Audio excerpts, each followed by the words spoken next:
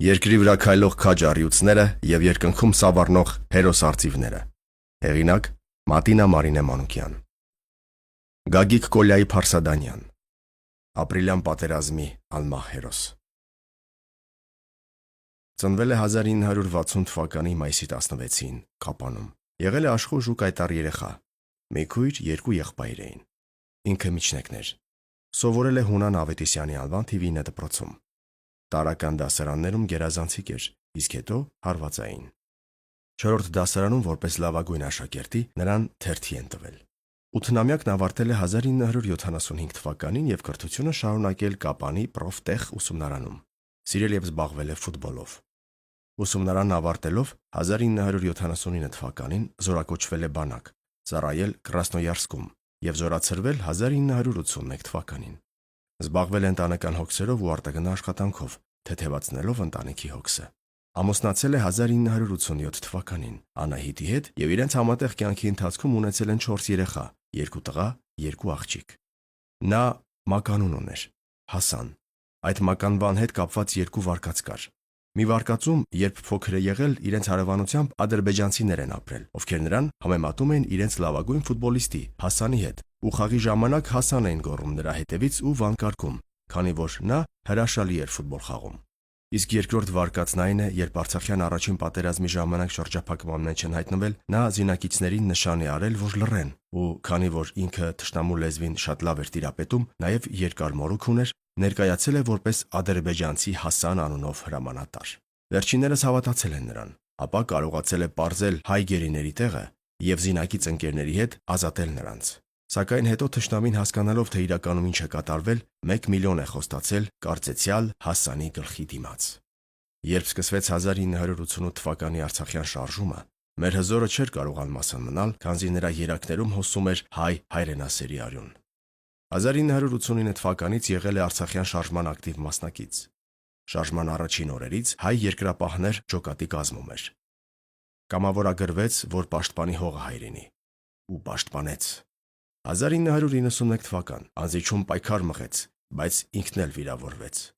Սակայն աննահանջ կերպով իր երդմանը հավատարիմ մնաց, պաշտպանել հայրենի սահմանները եւ ապաքինվելուց հետո հոսպիտալից միանգամից հետ գնաց մարտադաշտ։ Մարտնչեց հերոսաբար, անցավ կրակների միջով։ 1992 թվականին ընդգրկվեց Կապանի զորամասի գումարտակում, որպես դասակի հրամանատար եւ բոլորի հետ ձեռնամուխ եղավ Կապանի շրջանի սահմանամերձ գյուղերի Սյունիքի, Եղվարդի, Ագարակի, Ճակատեն, Շիկահող, Սրաշեն եւ ներքին հանդ գյուղերի պաշտպանությանը, որտեղ էլ ծանր վիրավորվեց երկրորդ անգամ։ Որոշ ժամանակ բուժում ստանալուց հետո չէր կարող հանգիստ մնալ տեղը։ Երկրորդ անգամ հոսպիտալից ուղևորվեց մարտադաշտ։ Նա մեծ հայրենասեր էր, հայրենիքի հզոր նվիրյալ։ Մասնակցել է նաև Լաչինի թեժ մարտերին եւ Արցախը Հայաստանին կապող միջանցքի բացմանը։ 1993 թվականի հունվարի 1-ից ծառայության է անցել Հայաստանի Հանրապետության N զորամասի 6-րդ մոտոհրաձգային գումարտակում։ Արցախում մասնակցել է Կուբացլուի, Զանգելանի, Հորադիզի եւ Ֆիզուլի ազատագրմանը։ Այստեղ եւս վիրավորում ստանալով տեղափոխվել է հոսպիտալ, իսկ ապաքինվելուց հետո կրկին վերադարձել շարք։ 1994 թվականի հունվարի առաջին օրերին ջլատված ուժերով թշնամին իր վերջին ուժերն էր լարում, որ հետ վերցներ կորցրածը։ Մեր հերոսը ամսի 5-ին զորամասի կազմով տեղափոխվել է Արցախի հարավ-արևելյան ճակատ, մասնակցելու Հորադիզի կիսակայարանի համար մղվող մարտին, ապա նույն թվականի ապրիլի 24-ին մասնակցել է Մարջանլի գյուղի մարտերին եւ գյուղի մոտակայքում կրկին վիրավորում ստացել։ Ծառայել է մինչև 1995 թվականը։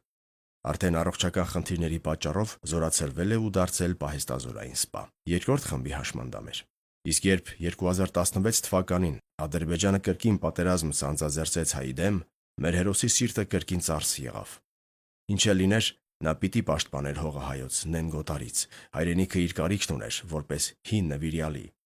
եւ կրկին զենք առավ ձեռքը ու իր վաղեմի հայ երկրապահներ ջոկատի հետ հասավ Արցախ, բարձրացավ դիրքեր։ Հասանը կրկին սահմանին էր։ Կռվում էր հին ու նոր ընկերների կորստյան ցավը հոգում, արնակալած աչքերով, վրեժ տենչալով։ Սակայն ոսոխը նեն գերու քինոտ, եւ ապրիլի 4-ին նա էլ հավերժացավ ու հավերժ միացավ հավերժի ճամփորդ դարձած իր զինակից ընկերներին։ Փառք ու խոնարհում հայրենիքի նվիրյալ մեր անձնուրաց քաջին։